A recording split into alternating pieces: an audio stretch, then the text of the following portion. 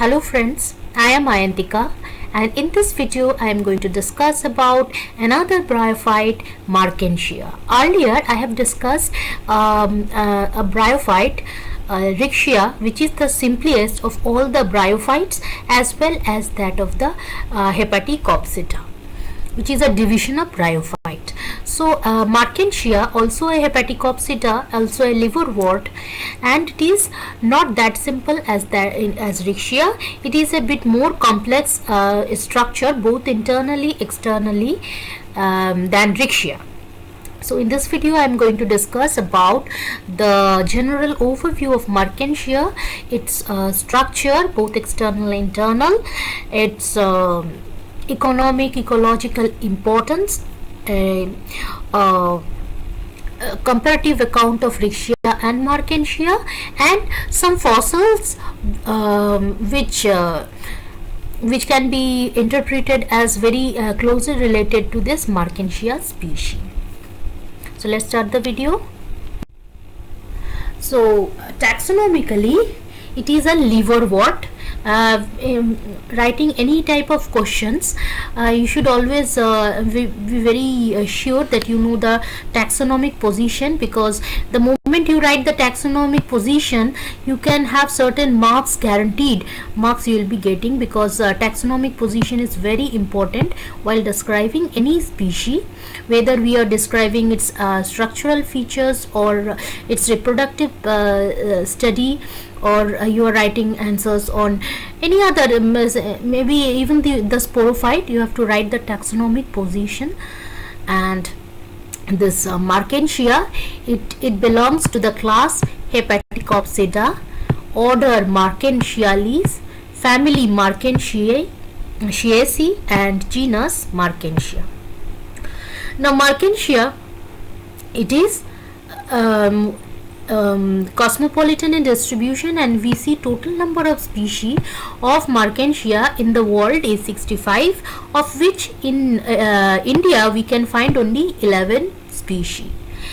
In India, Marchantia palmata is very common, and the habit of Marchantia is it grows prostate very closely adhered to the ground. That is, it is a creeping type of habit, and they form usually large dense mats on the surface of the soil, on the surface of the wet rock. So it is a very creeping prostate type of habit, and its habitat is any moist cool place and shady place, and it can grow in any substratum, especially soil, rock, even a moist bark of tree. So it is terrestrial in habitat, and some species of Marchantia is also found to be growing in semi-aquatic habitat, and especially in temporary water bodies. This Marchantia polymorpha variety aquatica is found to be growing in temporary water bodies. And distribution, about the distribution, it is cosmopolitan in distribution, but we can find majority density of the Marchantia species along the temperate region, especially Canada, USA, Europe, and in Europe you have a large species of maximum density of Marchantia in Ireland.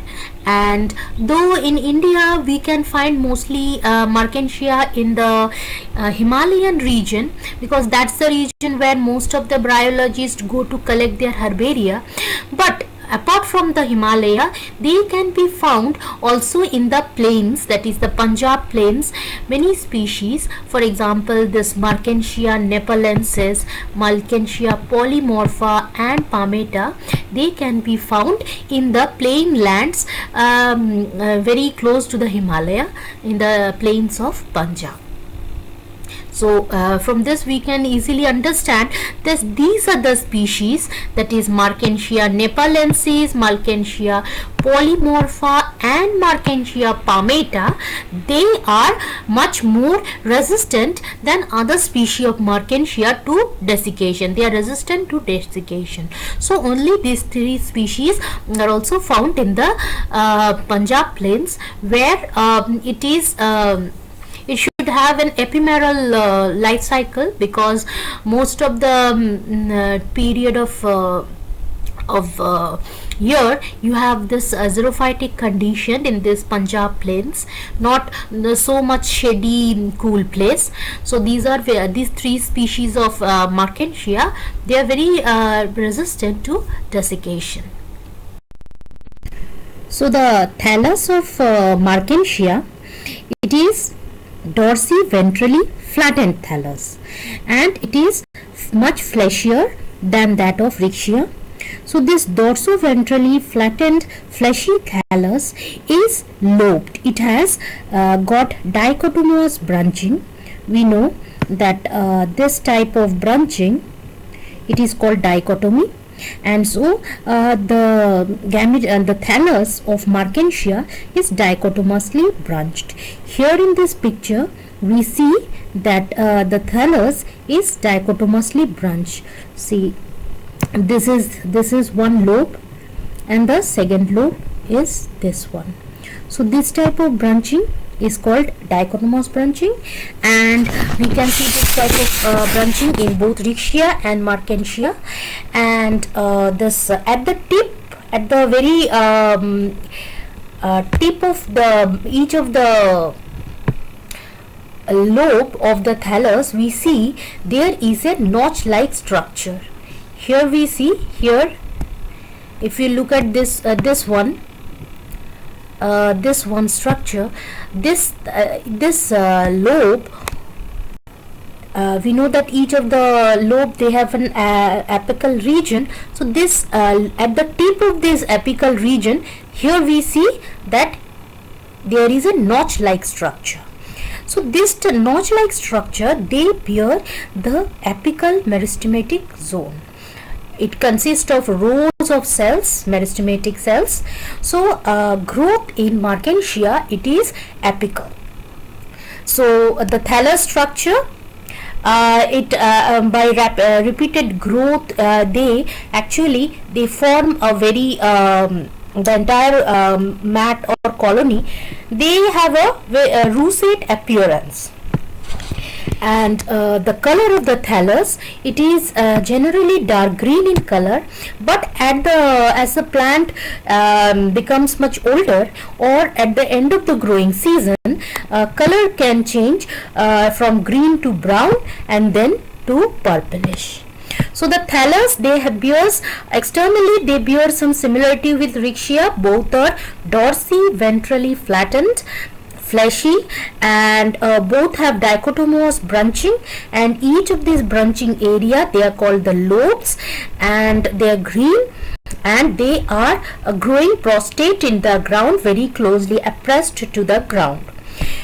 But when we look with a lens, we can find some difference externally also between Riccia and Marchantia.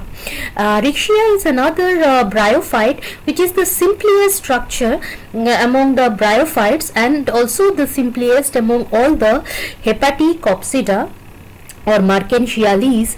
And if we look at the thallus of Marchantia with a hand lens, we can see that the upper surface of this Marchantia has rhomboidal marking called areolae. This is the rhomboidal marking that we are talking about. This one, in this picture we see the upper surface, and each rhomboidal area has a small opening, and this is the opening to the ear chamber that is present beneath the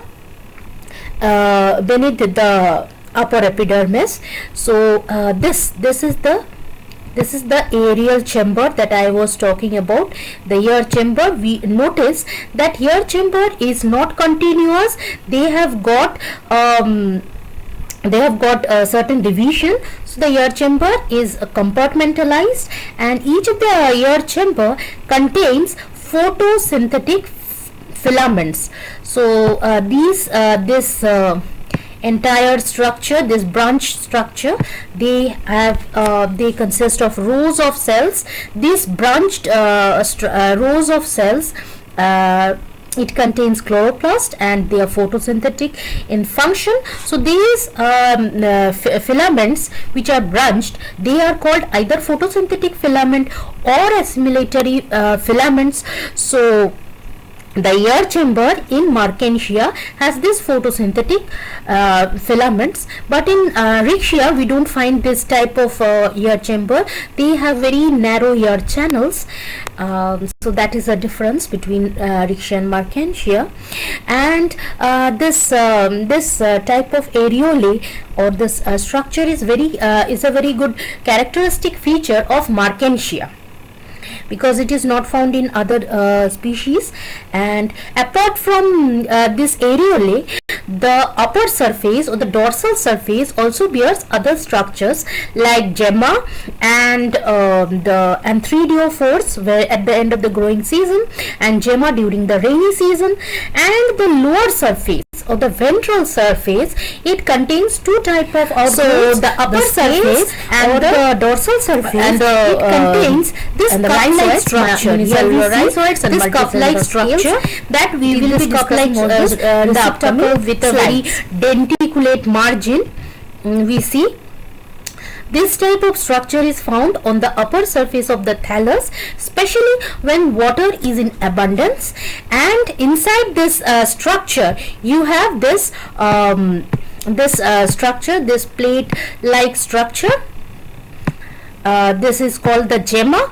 This is called the Gemma cup, and inside the Gemma cup we contain this Gemma. So this number C is the Gemma, and it is present inside the Gemma cup.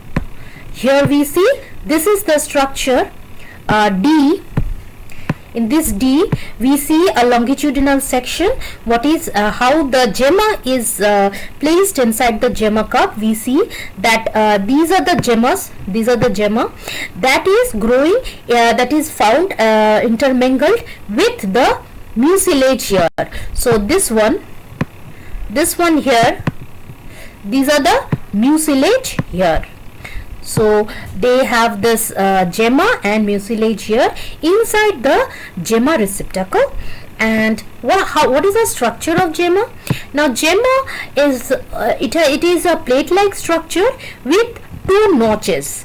These are the notched area. This notched area, they have this growing points. Apart from that, the plate-like structure has a one-celled stalk. This stalk, and it has got oil cells, which are the source of food material for the Gemma to grow when detached from the thallus. And it also contains cell which has chlorophyll. So chloroplast containing cells are present. Also we can see certain rhizoidal initial. So three type of cells in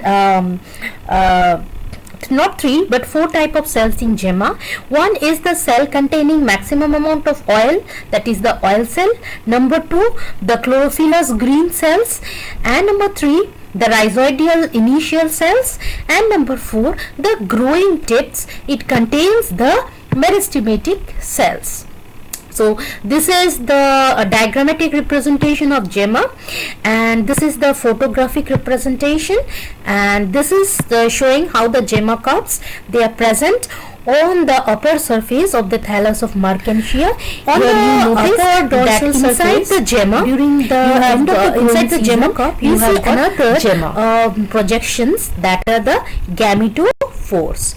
in Riccia, we see that the gametes born in the gametophores, and the gametophores, they were embedded inside the thallus of the Riccia. But here in Marchantia, it is a bit more advanced, and the gametes, they are born on the dorsal surface, upper surface, but not embedded inside the thallus, but they are born on receptacle that has a very long stalk. Here we see that this is the stalk.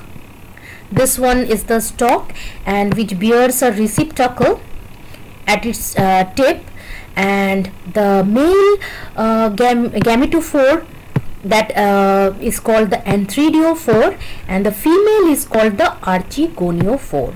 So this archigoniophore,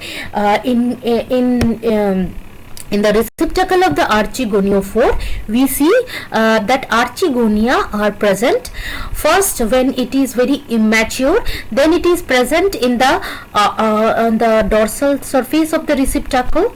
This one is the receptacle, and during the immature stage, archigonium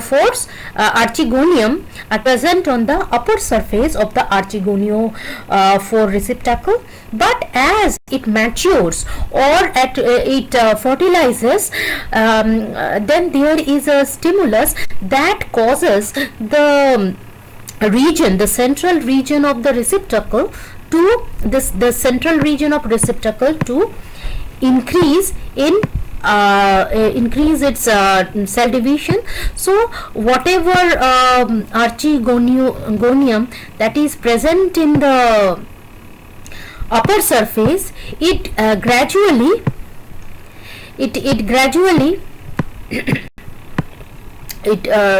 from the upper surface it reaches the ventral surface. I'll not be discussing this in detail because I'll be discussing it in the video where I'll discuss the reproductive structure. But the gametophores, they are two types, and because Marchantia, it is dioecious, so each of the plant will bear only one type of gametophore, that is either the anthridiophore, that is the male gametophore, or the female gametophore. But the whatever type of gametophore, they are born at the apical region in a acropetal way, which means that the very young gametophore, this one, it is present at the apex, and the quite old gametophore, they will be present at the basal region. Now the ventral surface. So ventral surface has two types of appendages. One is the rhizoids and the scales. Rhizoids are unicellular, and their function is for absorption of water as well as conduction of water and attachment of the thallus. Now rhizoids are two types, the smooth walled and the tuberculate. This is the diagram of smooth walled and tuberculate. This one is the tuberculate. So the smooth walled rhizoid, this one, we see that the wall is very thin and smooth, and their main function of this type of smooth walled rhizoid is that this type of rhizoid, they are help in conduction as well as they help in the attachment of the thallus, because the smooth walled rhizoid, they are present, they grow into the thallus, they grow into the substratum and attaches the thallus to the substratum. This one is the ventral surface of the thallus, then the smooth walled rhizoid will grow perpendicularly to the surface, and it help in the attachment of the thallus to the substratum, whether it is rock or soil. But on the other hand, this smooth walled rhizoid, this one, they have a thick wall and they have invagination on the inner surface, that is on the cell lumen, and they are dead at maturity, but their main function is not water absorption but water conduction. They the tuberculated rhizoids, they are present they are present very obliquely. This one is the tuberculated rhizoid. They are present obliquely, and the main function is not to attach the thallus but help in conduction. So we know that the rhizoids, this is the ventral surface, where this is the midrib region, and the rhizoids are borne here we see in rows. So when the tuberculated rhizoid, which is obliquely placed, they are present one after another in a row. They help in conduction of water, because we know that this bryophyte, they do not have a vascular system. They are not tracheophytes. They do not have vascular system, but they have moved on to land, so they are prone to desiccation. So this also they need some water absorption and water transport on the lower surface of the ventral surface. This smooth rhizoids, and here we see this is the absorbs water, and this one helping along the midrib region. So we see these are the two functions, scales and the rhizoids are present, and the scales in Marchantia, they are arranged in scales, 2 rows or 4 rows. That these are the 4 rows scales, and they scale structures which are also one is the appendiculate scales, another is the ligulate scales. Ligulate scales are very small. This is the ligulate scales, and yes, it is similar to the scales of Riccia, which means that it is multicellular, but one cell in thickness. The thickness is just one cell, but it is multicellular, and which means that the plane of division is just division occurring only one plane. And the appendiculate scales, they are also multicellular, but they are much larger than the ligulate scales. So these appendiculate scales, their characteristic feature is that they have this notch-like structure. This is the notch-like structure, which is also called the neck, and they divide it into body and neck. Two portion in the appendiculate scales. So the appendiculate scales and the ligulate scales, two type of scales characteristic of Marchantia, because in Riccia we find only one type of scales, and intermingled with the scales are the mucilage papilla, which bears mucilaginous substances. And this mucilaginous substance help in prevention of desiccation, especially when the weather turn very dry. And the internal structure, earlier I was talking about how externally it would look, the dorsal surface and the ventral surface, and now it will be the internal structure. Here we see that internally also the Marchantia is a bit different from that of Riccia, where it has got the epidermal region, that is this one is the epidermal region, and it has got upper and lower epidermis, and then next to the upper epidermal region, here we have this photosynthetic region, which is the ear cavity containing the assimilatory or the photosynthetic filaments. Here we see the ear chamber. It is not continuous. It has got segmentation. These are the segmentation portion. Here we see these are the segmentation region, and a single layer of cells. They divide the entire ear chamber into smaller chambers, and each of these chambers, they open to the outside through this ear pore. So the upper photosynthetic region, it contains air chamber with photosynthetic filaments, and the lower surface, it does not have any intercellular space. We see that these are the compact parenchymatous region, and they contain here we see in a much zoomed scale, we see that the lower storage zone has got this oil cells, which is characteristic in all bryophytes. They have got oil cells, and sometimes they have mucilage cell also. And these all the cells in the lower storage region, they are compactly arranged, and they contain starch and oil as well as some mucilage. So the three region in the internal structure: epidermal region, photosynthetic region, and the storage region. Upper is the photosynthetic region, lower is the storage region, and upper and lower region have a unilayer of epidermis. And the ear pore in this is the storage cell I was discussing. It contains this oil cells as well as the mucilage cell. Last slide I discussed.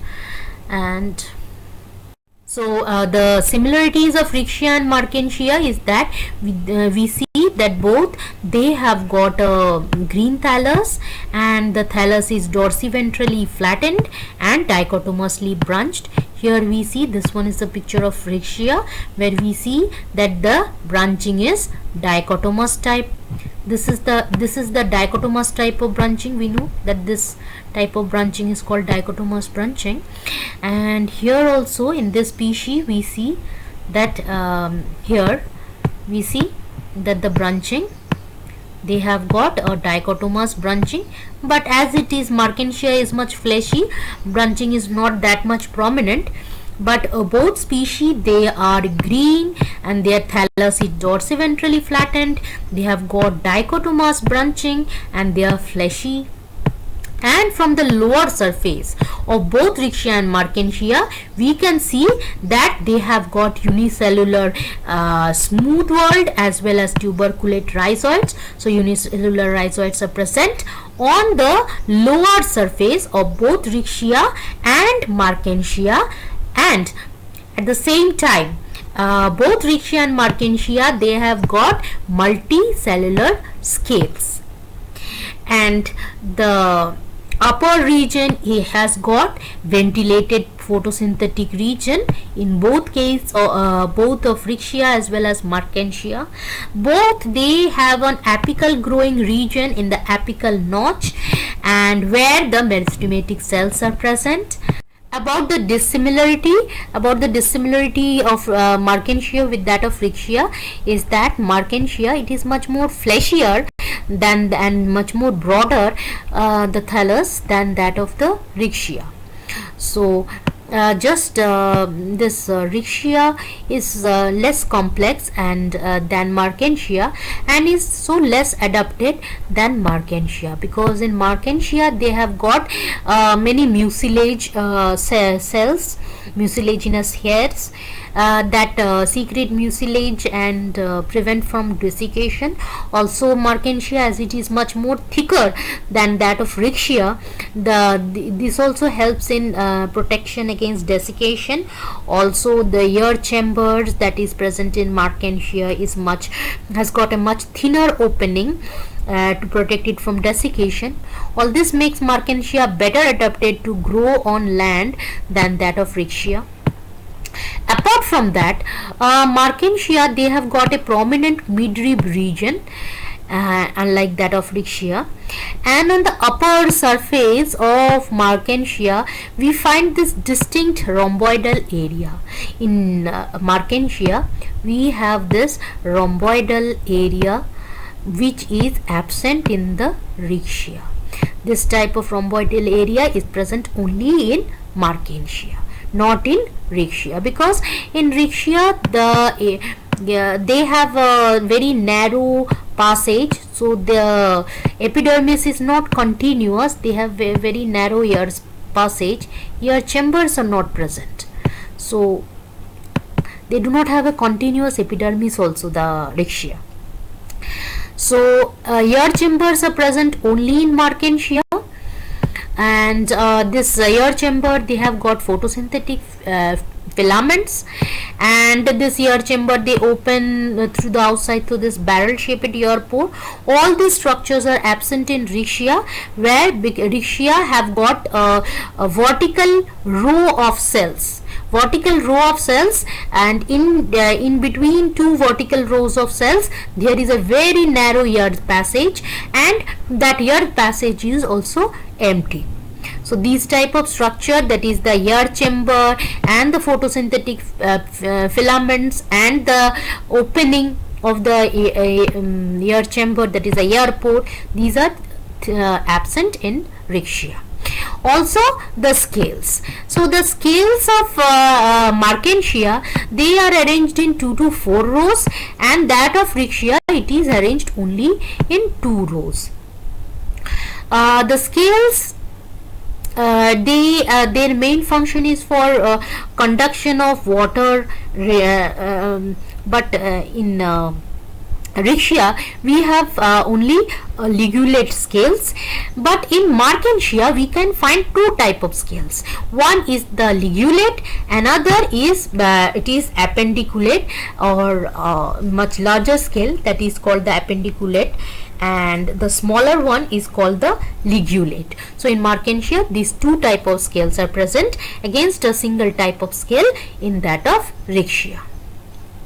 And also another most important thing is the Gemma cups. Gemma cups are present in Marchantia, not in Riccia. And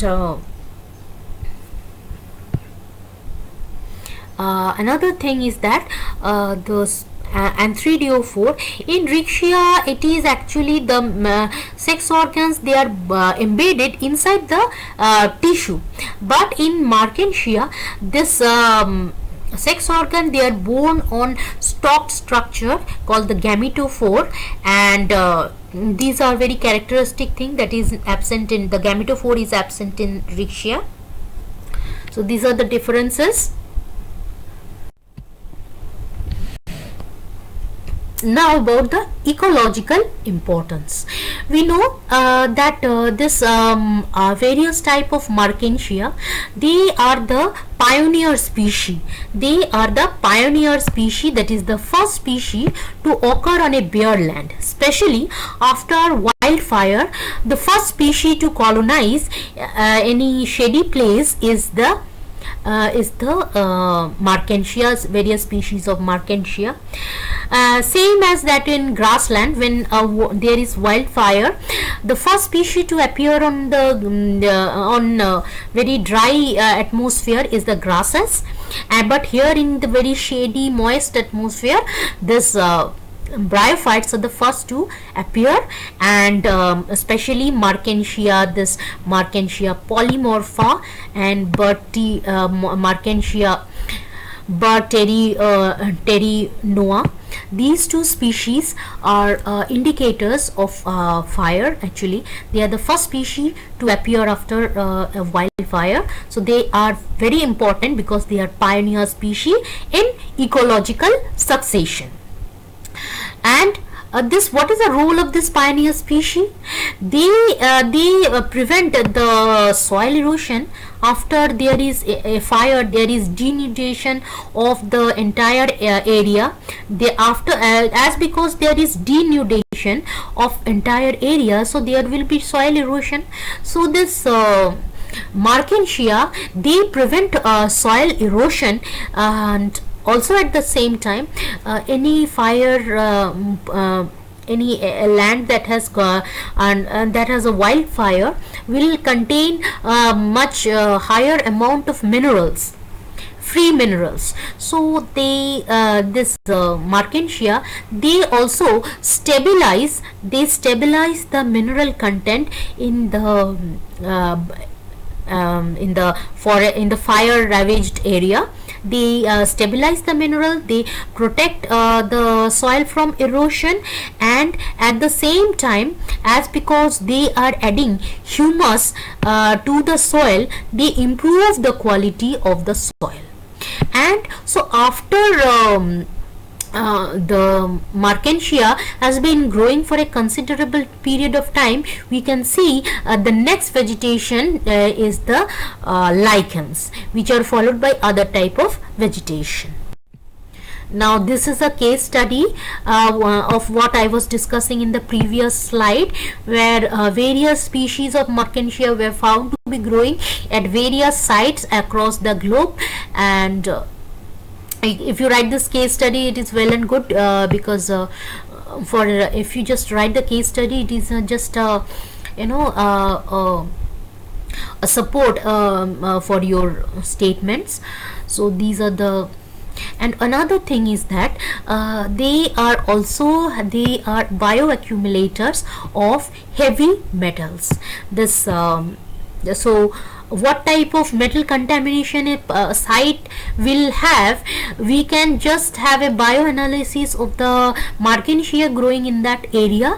And because they are accumulator of heavy metals, especially this copper, zinc, and iron, and another light metal, that is aluminium.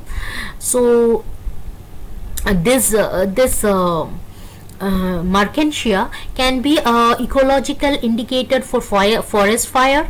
They can be an indicator of heavy metals, or even if they are present, heavy metals are present or not. So these are the two ecological important role. So another thing is that nowadays Marchantia polymorpha, they have become a very good model organism to study genetic transformation or other genetic studies and genome sequencing in the liverworts. Just because of its smaller size, it's easy to grow, and very small sized genome. And also the plant is it is a dominant plant, is a gametophyte, so it is a very easy and also a very good model organism for genetic studies. And it has been also used for medicinal property by traditionally by people of China, as well as people of some North American Indian tribes. They are also using this various liverworts for various ailments, for reduction of ailments. And also there is one negative point, because they are very invasive in nature. They are considered a horticultural weed in certain parts, especially cool shady area, that is in the temperate region. They are considered as an horticultural weed. So there has been many fossils found during various periods, like this Carboniferous, from Triassic to Cretaceous to the Devonian period. We see that there are many fossils that resembled the Marchantiopsida. And this many fossil, they have external similarity to that of the liverworts. And these are actually this Marchantiopsida, they are due to this evidence, we can say that they were able to survive various period of extinction. We know that there are 6 major extinction period in the geological time scale, and this Marchantiopsida, they were able to survive this extinction, Parmo-Triassic extinction. And this is the fossil resemblance of Marchantia, and I have mentioned the paper supporting the statesman, so you can just go to Google Scholar and write this to get much more detail about fossils resembling Marchantiopsida. So that was about the basic overview of Marchantia, its structure, both external and internal, its ecological importance, its comparative analysis of Riccia and Marchantia. I have made a video on Riccia, its overview and its reproductive strategy and life cycle, and all the Riccia videos I have put the links in the description box. So my next video will be about the economic importance of Marchantia. So if you like my video, do share it with your friends, and please do subscribe, because your subscription will encourage me to make more such videos. Also, if you have any suggestions of any videos that you want me to make, do write it in the comment section, and do write in the comment section how you like this video, or any new topic you want me to make. And thank you for watching this video.